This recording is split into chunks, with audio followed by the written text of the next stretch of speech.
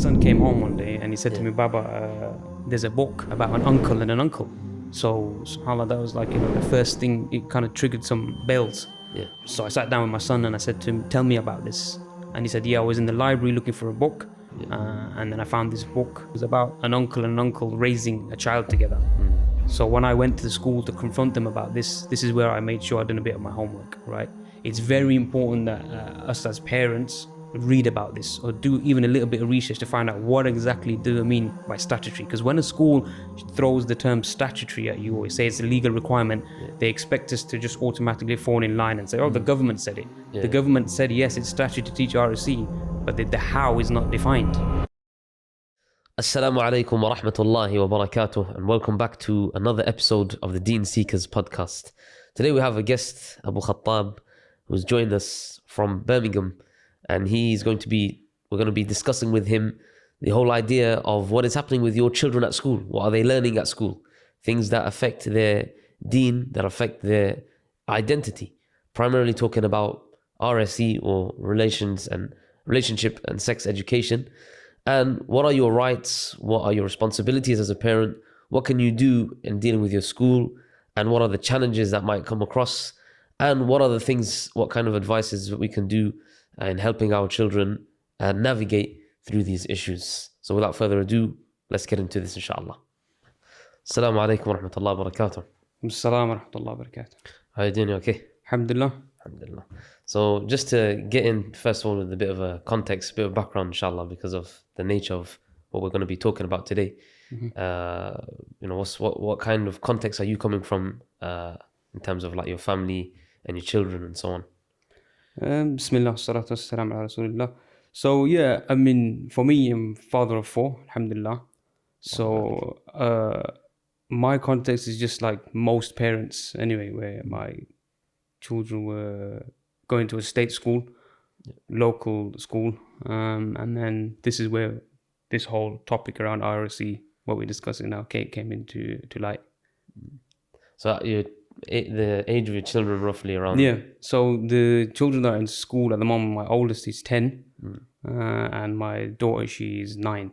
So it's primarily my 2 children that were in the state schools when I had these experiences.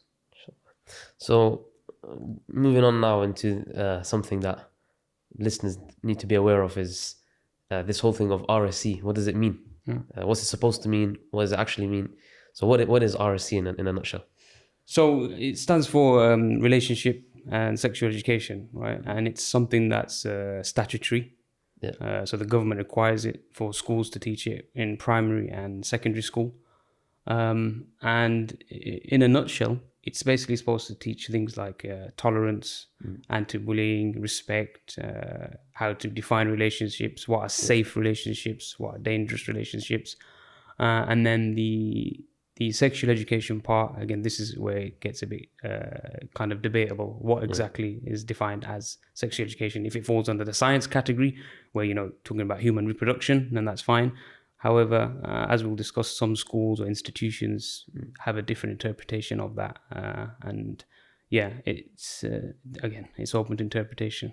Okay. So, like I said, it's statutory. So is this something that parents have no choice in the matter with? The children have to attend these lessons or these? Yeah. So for RSE in general, the topic, some schools might call it RSE, some might call it PSHE. There's different names for it, but the statutory part is, they can't opt out of it. Yeah. However, the sexual education part, in primary school especially, parents can opt out of that.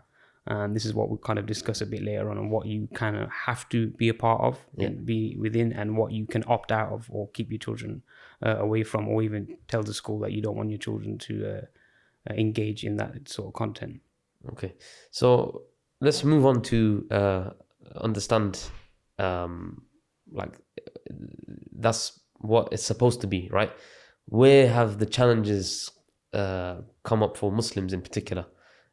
When it comes to even generally people, believers, where has the challenges come up for families and so on with this topic?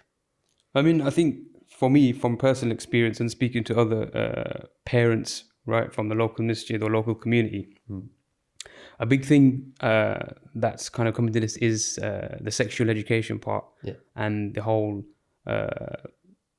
topic around LGBTQ, right? Which has been pushed in the RSE agenda. And what I mean by that is a lot of schools adopt curriculums, for example, Jigsaw, where they're very heavily aligned to bringing in content around LGBTQ, whether it be through imagery, be through books, for example, that the kids have in their library, which are pretty much centered around same-sex relationships. So this is where you'll find believers, of the three monotheistic faiths, or of the three main faiths, so Christianity, Judaism, and Islam, where they'll find that they'll have an issue when it comes to religious scriptures, because these teachings will go directly against the religious scriptures.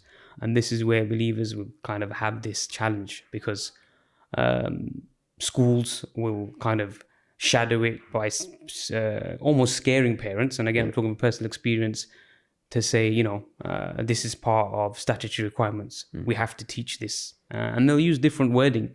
And parents will generally be quite submissive, to be honest, and say, okay, the school said it has to be done.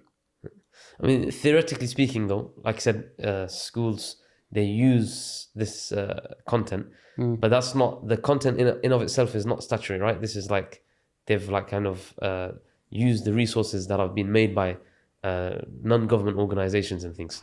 So that in of itself is not statutory, right? Yeah, so the materials and the resources that they use, I mean, that's definitely can be questioned by parents. The statutory requirements, for example, you can get them from the government website, right? And it tells you to define, for example, what a relationship is. Now, how you develop or how you deliver that is entirely up to the school. And this is where the whole policy comes into place. So from my personal experience, for example, I didn't research on statutory requirements for my kids to ask, okay, what is it that my kids need to know? What is the government saying that has to be taught in schools as part of the RSE curriculum? And then I went with that, documented, I literally printed it off, went to the school, asked to speak to the principal or the head of curriculum, and I sat down with them and I showed them. I said, these are the statutory requirements. It was an open conversation. I mean, I wasn't aggressive or defensive or anything like that. I just went to them and said, look, this is the statutory requirements for RSE. Can you show me how it is that you are delivering this? Because on their website, so again, just so parents are aware, right, this policy, the RSE policy, should be on every school's website, right? You have to have it on the website, or it should be on there. And this is, once you find it on the website, if they don't tell you exactly what it is that they're delivering, that's when you can go ahead and either email the school or contact them and ask them and say, I would like to see the resources that you're using to deliver this curriculum.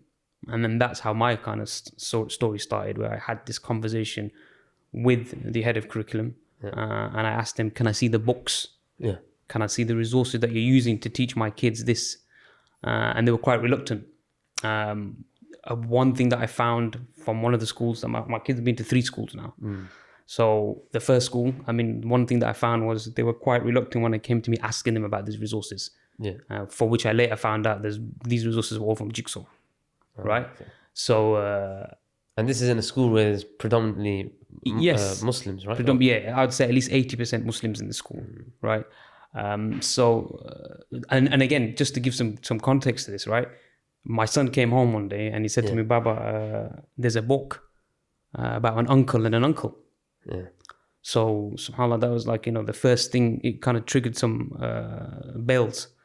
So I sat down with him, and again, we'll come to this later, but it's very important to engage in dialogue, open discussion with your children. So I sat down with my son and I said to him, tell me about this. And he said, I was in the library looking for a book. And then I found this book. I can't remember the name of it, but it was about an uncle and an uncle raising a child together. So when I went to the school to confront them about this is where I made sure I'd done a bit of my homework, right? It's very important that us as parents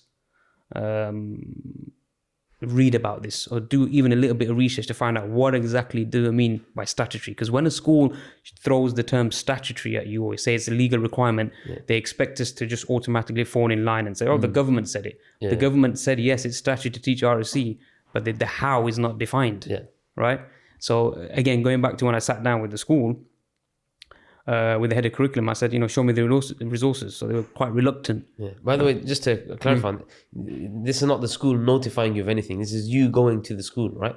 Correct. Yeah. I went to the school as a parent, as a concerned parent, after this incident happened with my child. So when I showed them this information statutory, they were reluctant. They were showing me all these different curriculum booklets that they had. I said, I want to see the books. Yeah. Show me the websites that you use. Show me the content, the videos. And remember, as parents, you are allowed to engage because you legally, as a parent, whether a father or a mother, are the primary educator of your child. So you have the right to decide how certain sensitive topics, especially those around LGBTQ, sex education, are delivered to your children. Because there's a lot of imagery used in schools now. Yeah. For example, where my daughter was in year 1, they wanted to show a picture of a male private part. Yeah. This is at that time my daughter was 6 years old, 6 or 7 years old. So this is how worrying. I mean, it's a legal requirement, by the way, or I'm not going to say legal requirement, right? But it's a requirement from the schools that they have to make contact with the parents anytime that they're going to change the RSE policy. Yeah. Anytime they're going to review the RSE policy, they have to make sure that they are advising parents. Even some schools do workshops, and those, we commend schools that do that, but most don't. Yeah, actually, that reminds me because I remember reading myself, and it said it's something like it's necessary for the school to take in mind and the religious beliefs and things like that of the parents and the children. And also to engage the parents of how to address this topic. Yeah. So it's actually part of the school responsibility to do that. Yeah. So going back to your experience, after the schools sort of being reluctant, what was the result of that after you've had that conversation with them? What was their sort of response? Was there anything that resulted from that meeting? Yeah, I mean, so I had quite a few meetings, to be honest, and subhanAllah, what they did once, right, in one of the first or second meetings I had. And this is you as an individual, not collectively with other parents? No, this is me alone as a single parent, right? Because this is, again, we'll come to that in a bit, is if you're a single parent, they will try to kind of coerce you, right? And this is what happened in the first school where I went to discuss the curriculum.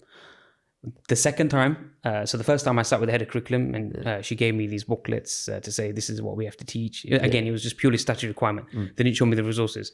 The second time I went in, they actually brought in a Muslim teacher. So it was a sister with a headscarf on, with a hijab on. She was sat down and she looked like she didn't want to be there, right? I mean, I can't speak for her, but I'm pretty much sure I could tell from her body language that she didn't want to be in there. Now, again, I've taught for about 10 years. I've been in schools in the UK and abroad. And I kind of know where this was coming from. They were trying to use that teacher to say, we have a Muslim teacher here in this school. She's teaching the RSE curriculum. She doesn't have an issue with it. She doesn't have an issue with it. So everything's okay. Yeah. Why do you? Right? So then following that one, I mean, I will be honest, I mean, I got quite annoyed with that and I made myself quite vocal. And remember, there's some things parents need to understand. There's such a thing called parent power. Right? Parent power is where you, the parent, as a primary educator of your child, the primary carer of your child, have the responsibility and you have the right to ask and challenge what is it that your school or is teaching your child. And what I mean by parent power is the more parents you have that can bring this pressure on schools, the more the school will then have to review whatever curriculum they're delivering, right? Whether it be relationship or sex education, right? So, I mean, the summary of it all was my children were removed from the sex education classes. For example, the incident where I said they wanted to show some sort of imagery to my daughter's class about the male private part. That was, my daughter was also removed from that.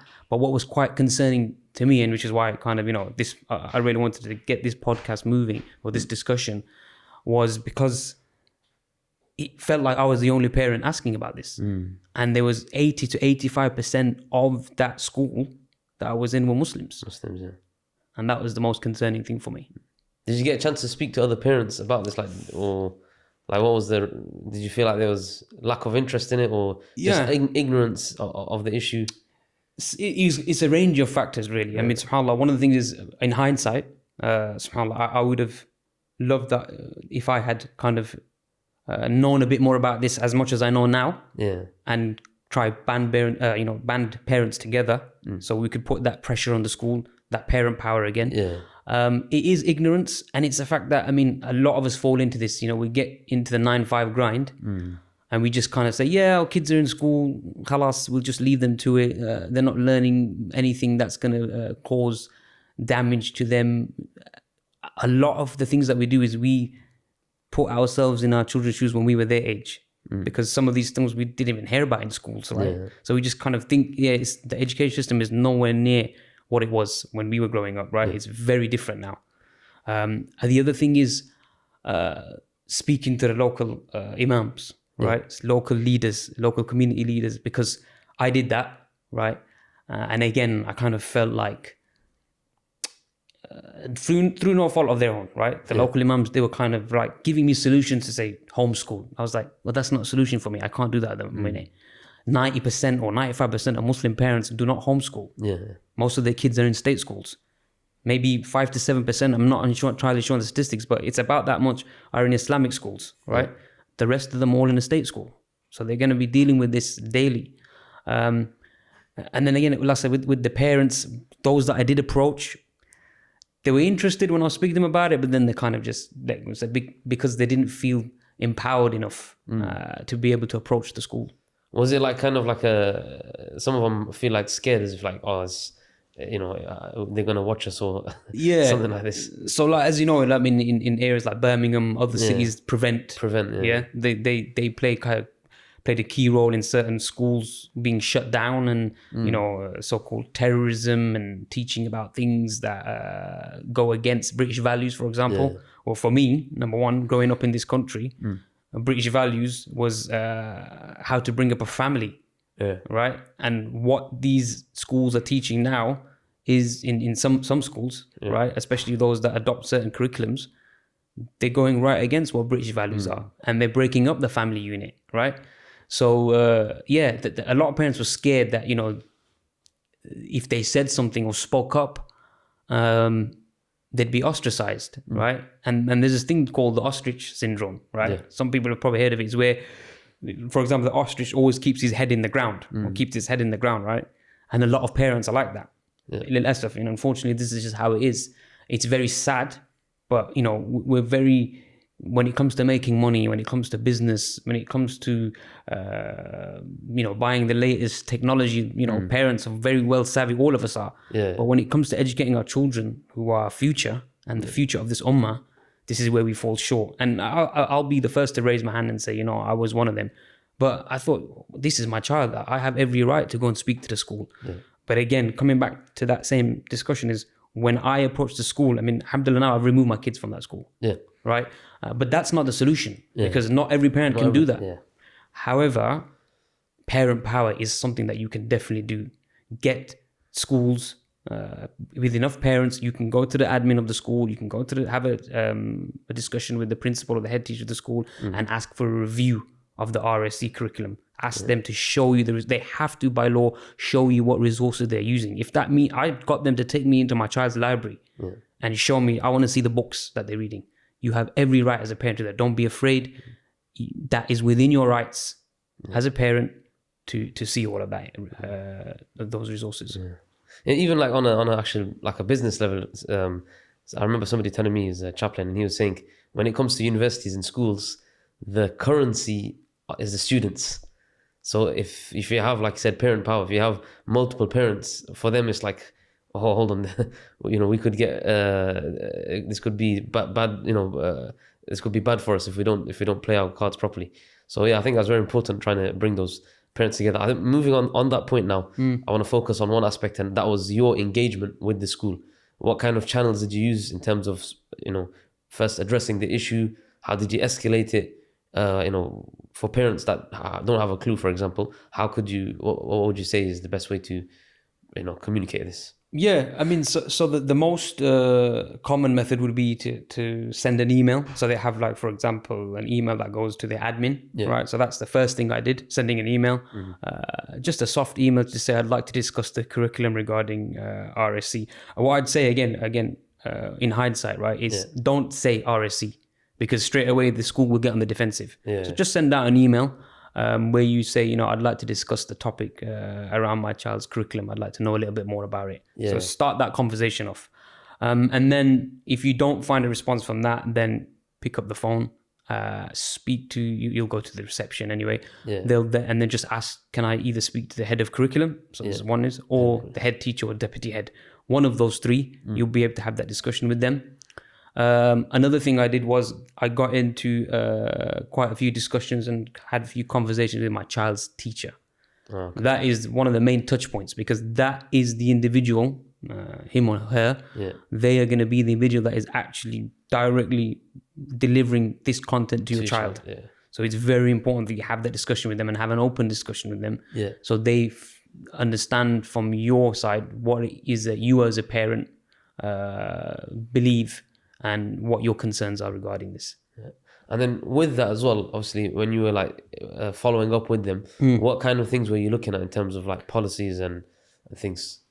So one of the things is just go on the government website and type in statutory requirements for primary, and those parents that have children in secondary also. So just to kind of give a brief overview of it, right? You have the two aspects, which is relationship and sex education, right? With relationship education, you cannot opt out of that. That is statutory. Again, how it's delivered is where the question is. But the actual relationship education, that has to be mandatory. It's mandatory. With sex education in primary schools, you can opt out of that. My children didn't attend any of those classes. You can opt out of it. However, if the schools are delivering sex education through science as a core subject, you cannot opt out of it. So, for example, some schools in year 4 and 5, even younger years, Allah understand, what they'll do is teach children about human and animal reproduction. And they'll discuss topics in there around the male and female private parts. The terminology that's used as well. Right? Some of them might use imagery. So this is where the how comes in. In secondary school, you cannot opt out of sex education. But what you can do, again, coming to parent power, is influence or pressure the school into reviewing the policy and asking them when and in which years will they be delivering that specific topic to your children. Is it in the early years, year 7 or 8, or is it in the later years, year 9 or 10? And that's where parents can have that parent power come in. So, I mean, there's a lot of forums out there. For example, one that I've worked quite closely with is the Muslim Family Initiative.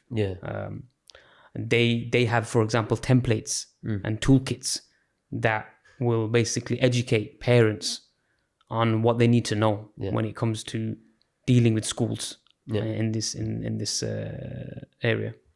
And then in terms of, like, because you said every school needs to have like a policy of how it teaches RSE or something, right? So like that would be the next step as well for the parents to like look through the school website. So one is the government website, the other one is a school website. If you see, for example, like the school that my children were going to, right, that was quite cryptic. In a sense that when I was reading their policy on RSE, it was just saying, oh, we teach anti-bullying and tolerance and respect. But there was no indication whatsoever to say that they're teaching about same-sex relationships. What they would say is something like how to define a relationship, what's a safe relationship, how to stay safe on the internet. So when me as a parent or any parent in general would look at it, like, oh yeah, this is good stuff. I want my child to know about this because, you've got the challenges of social media, you've got all of this around what your children are exposed to. You want them to learn about this stuff. But when you kind of dig deep into it, and again, subhanAllah, the only way I knew about this was having that open dialogue with my son and asking him, what is it that what you did in school today? And that's how this whole thing came about. And on that note, I mean, we don't have to go too much into detail, but just on a basic level, I think a lot of parents are unaware of what their rights are as parents. And you said that, you know, parent is the primary educator. More on that in terms of like, what can the parents do when it comes to the school? Up to what extent are they able to get involved and influence what happens in the school? So again, like I said, the things that they can do is have that dialogue with the school in terms of explore, have a look at the resources that are being used. So at least the parents, let's say they do it in the beginning of the year, you as a parent have a heads up on what's your child's going to be exposed to. If it's statutory, right, then you can discuss that with your child, preempt it. If it's non-statutory, then you can get your child to opt out of it. So in primary school, you can opt your child out of sex education. Right? They don't need to be involved in it. And again, unless the school is not delivering it under the science curriculum, if they're delivering under the RSE curriculum, you can opt out of that. In secondary school, it's a bit different. It's mandatory. However, again, it's mandatory under the science curriculum. You as a parent can ask, what is it they're doing under the RSE curriculum? So it's two different things here. The statutory part mainly falls under the science curriculum, where they teach about human reproduction and sexual education. So, and then again, as a parent, it's very important for parents to understand, though, that when they are in discussion with the school, that if the school, for example, just hands you some booklet to say, these are the objectives, and this is what they did with me, these are the objectives that we have for the term, don't be satisfied with that. Ask for another follow-up meeting. Push back as a parent and say, I want to see the resources that are being used. Show me your resources. Which curriculum are you using? And it took me 2 meetings just to get the school to admit that they were using the jigsaw curriculum. They didn't tell me that in the first place. They gave me a booklet, or sent me home with a booklet of objectives to say, this is what we're going to be doing over the next term and the term after that. So I don't want to see that. I know what that is. I can get that from the website. I can get that from any website. But what I do want is to see what the resources, content. What's the content, what resources is my child going to be exposed to, and that's what parents can do.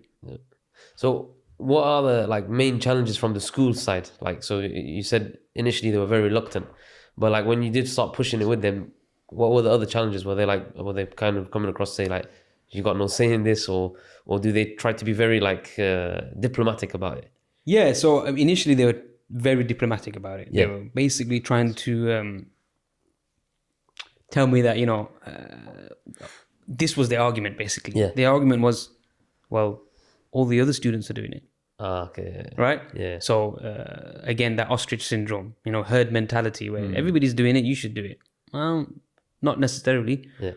I can't speak for everybody else's child. Although, you love for yourself what you love for your brother, what you love for yourself. And that's what the Prophet ﷺ teaches us.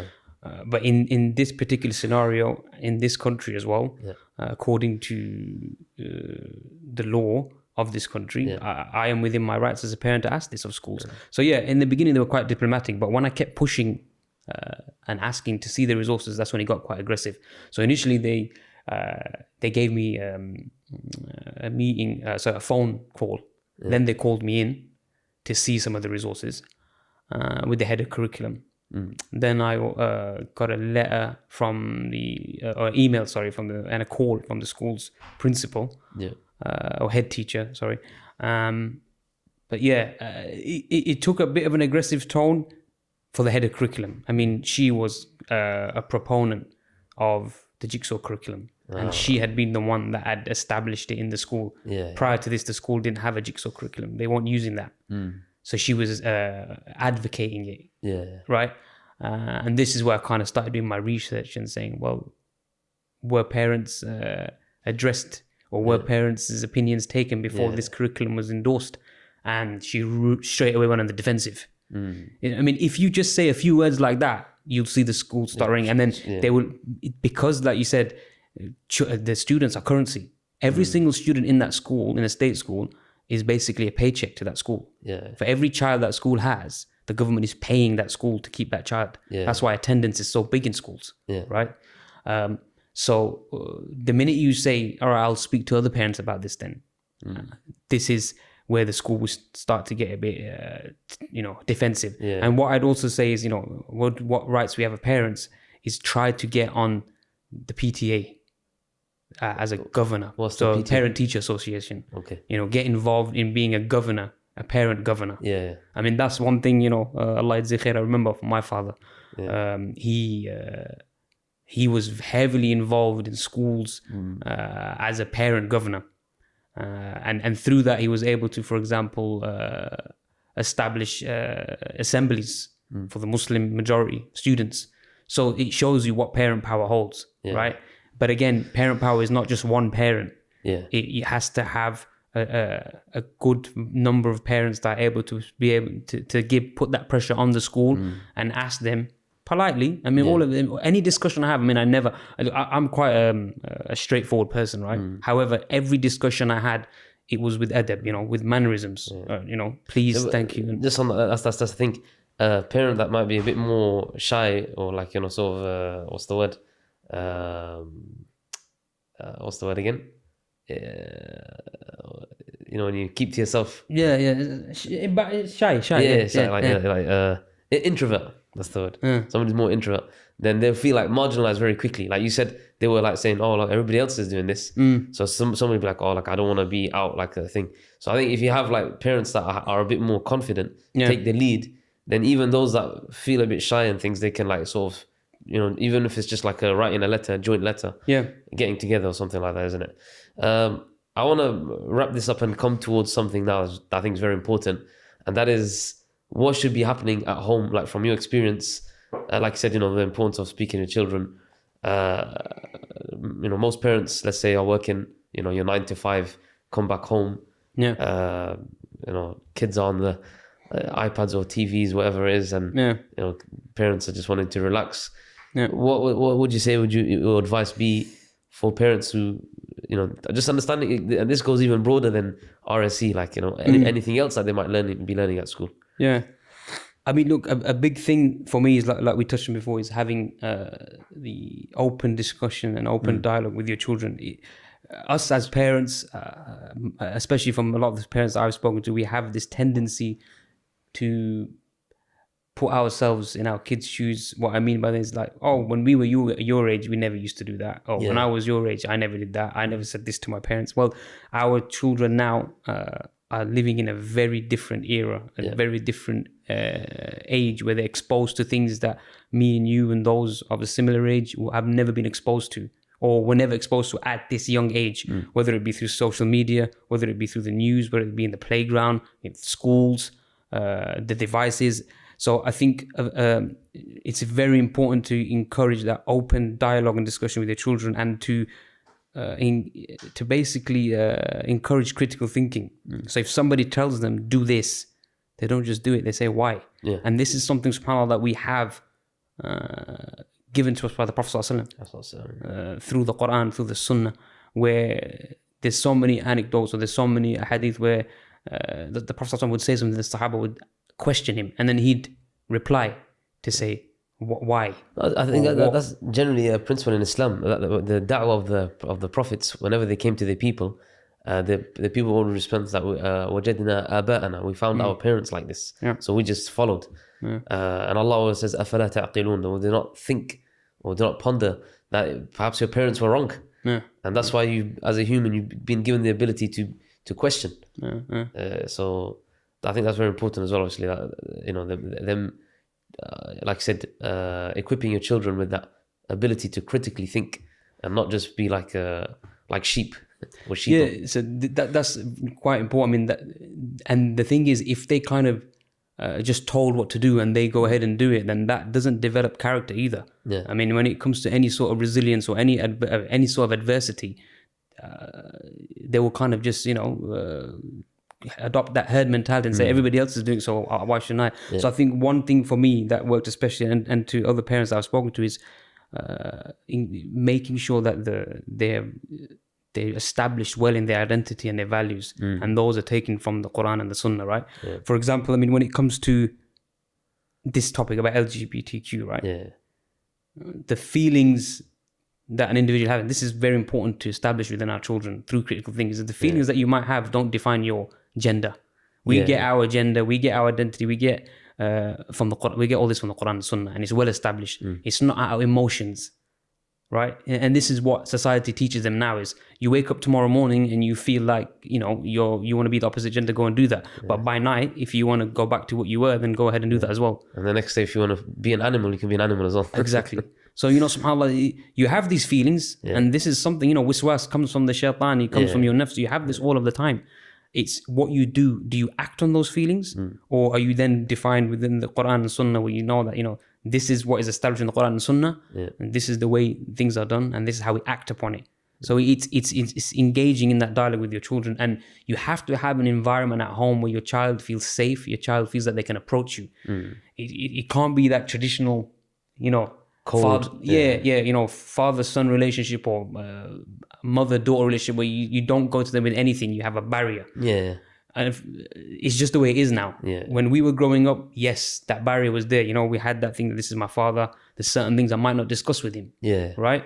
However, now you need to actually encourage that with your son or with your daughter or whoever, because if they don't come to you to speak about it, then Allah knows best who exactly they're going to speak to about and where they're going to get that education or information from. And that is what's very scary. Yeah. And on that, actually, I wanted to look into and get your thoughts maybe with this as well, is about popping that bubble. Parents are used to creating a bubble and they say, I don't want my child exposed to this and this, which is true. But then wouldn't you be the one to pop the bubble for them and expose it to them? So what do you think about this? Because obviously we have a lot of parents that will say, I'd rather my child doesn't know about this and just kind of keep them in a bubble. And that's what they think sometimes about homeschooling, that I'm doing homeschooling just to protect them from knowing anything about this. Yeah, subhanAllah, that's one thing that I battled with quite a lot, right? So the thing I would say is avoid extremes. So no silence and no panic. As the Prophet ﷺ teaches, we take the middle path, Sirat al-Mustaqim, the middle path, right? Everything in moderation. We know now as parents, right, that our children are going to be exposed to this. Whether it's in year 1 or year 6 or year 7 or 8, it's going to happen. When we're living in this country, or any country for that matter now, right? With social media out there, the world's one big bubble. So you need to have that conversation with your child. And again, your child better than anyone. As I said, don't let anybody take that away from you as a parent. You are the primary educator. Allah has given you, Ya ayyuhalladhina amanu qu anfusakum wa ahlikum nara. O you who believe, save yourselves and your family from the hellfire. So you as the parent have that primary responsibility to take care of your child. So have that discussion with them. Sit down with your son. If what I did, for example, and again I can speak from experience, right, is I sat my son down and I asked him, simple question like, what did you do in school today? What do you think about this? There's been times, and I won't lie, as a parent, I've shut him down straight away. He said something, I'm like, how can you say that? And then after some contemplation, I thought, actually, if I've shut him down, he hasn't got his answer from me. He's going to go and ask somebody else now. Is he an older kid in school, in mosque? Is it somebody that he meets at football? Is it somebody that he sees when he's going to his judo club? What is it? Where is he getting this information from? So I'll go back and have that discussion with him. And you have to really encourage that. And then use the Quran and Sunnah. SubhanAllah is there. The Prophet ﷺ has given us all of these teachings, and we derive it from the Quran as well. Allah says, وَمَا خَلَقْتُ الْجِنَّ وَالْإِنسَ إِلَّا لِيَعْبُدُونَ. We haven't created, He hasn't created mankind or jinn except to worship Him. So bring it back to the, as I say, the Allah-centric value. Say, okay, this is how you're feeling. However, what is it that we're taught in the Quran? Let them do the answering. You should really, I think what we need to really develop from them, rather than telling them. We have to really develop as parents is the listening skill. We're very used to being quite didactic and talking down at them. Wallahi, that shouldn't be the case. I've seen that firsthand. We have to listen. We have to listen to them, and there's this thing called active listening. So when you're listening out for prompts, and then you pick up something. If you have to use your phone or make a note on the side so you don't forget it, which is sometimes I have to do that, right? Make a note on the side and then come back to that point and say, okay, Fulan, whatever your son or daughter's name, you brought up that topic here. Let's explore that a bit more. Tell me what you think about this. For example, the LGBT stuff, right? I had to break that to my children, for that matter, because I knew it was going to come sooner or later in the school. So you'd rather it come from you than from anyone else. Exactly. So we did the story of Lut alayhi salam and his followers. And this goes back, thousands of years, right? So I said to my children, this is not something new. So we did the story of Lut alayhi salam. We read about it, and then I asked them, what do you think about this? And subhanAllah, every single person, whether Muslim or non-Muslim, Allah has put this thing in them called the fitrah, which is your natural disposition. Yeah. And my children immediately said, oh, Baba, that's weird. That's strange. Yeah. How can two people the same? In fact, the response was so innocent. They said to me, but you and Mama, you're a man and Mama's a woman. Yeah. I said, this is the natural disposition that Allah has put within us. We might have feelings, or people might have feelings where they want to, explore different options, but it's how we act. And we've been given those parameters within the Quran and Sunnah that tell us how to act in these situations. And that's actually what leads to these people having these kind of thoughts about, they call it gender dysphoria, because they're not seeing their parents or the people in their family take the roles that they should be doing. So, if you imagine a child growing up and seeing the father take the role of being a father, going out, working, this, that, the mother taking the role of being a mother, looking after the children and so on. If they don't see that happening, then they're going to be more susceptible to this, like, I'm not sure what the gender is and, what is this? So, obviously, I think just to finish off as well, actually, getting them to understand, obviously, being in a multicultural society where people have of all walks of life, how to interact with them, how to deal with them once they come across them. Yeah. Because then obviously, this is where the problem does come in, where, if you maybe speak to them in a certain way, they'll go and they'll, start saying things that might get them in trouble. Yeah. I mean, look, for me, one thing that I've come across that a lot in the workplace, in schools, in colleges, because I'm quite outspoken. I've had that a few times, but subhanAllah, the what I teach my kids, and again I draw back to the best of all mankind, the Prophet ﷺ, and he was the teacher for all of us. It's using its mannerisms, right? You could you could break mountains with the akhlaq, with the mannerisms. So again, it's something that we need to really instill within our kids, that yes, you may disagree with that person, you don't hate that person as a human, but you hate the action that they're doing, right? You dislike the action. But given that, you have to show, have manners, have akhlaq when you and you speak them. And then وَإِذَا خَاطَبَهُمُ الْجَاهِلُونَ قَالُوا السَّلَامَ. And when you're speaking to someone that they just don't want to hear it, قَالُوا السَّلَامَ, peace, leave them to it. You can only take the horse to the water, but you can't make it drink it, right? But at the same time, I think what a lot of parents tend to do is they focus purely on this peace. And what I mean by that, the loose term of peace is only stay engaged in topics that are safe to speak about. Right? Anything that goes against the grain, so to speak, stay away from it. No. That's something that I for example, my children, I tell them, don't be afraid to stand up for your religion. You have that right. It's a fundamental right of yours that this is your religion. Your religious scriptures say A, B, and C. You can stick by them. And just as gender and sexuality is a protected characteristic, people As don't to realize religion is also protected characteristic. It's a protected characteristic, and it's your fundamental right as an individual to choose your religion and to stand by it. And some people might not do as much as others, but we don't need to apologize. And that's something that's really key here. You shouldn't have to apologize for your religion, because it's your religion. I mean, it's something that you follow, the values that you use for daily life, how you act, how you speak, how you talk, how you walk.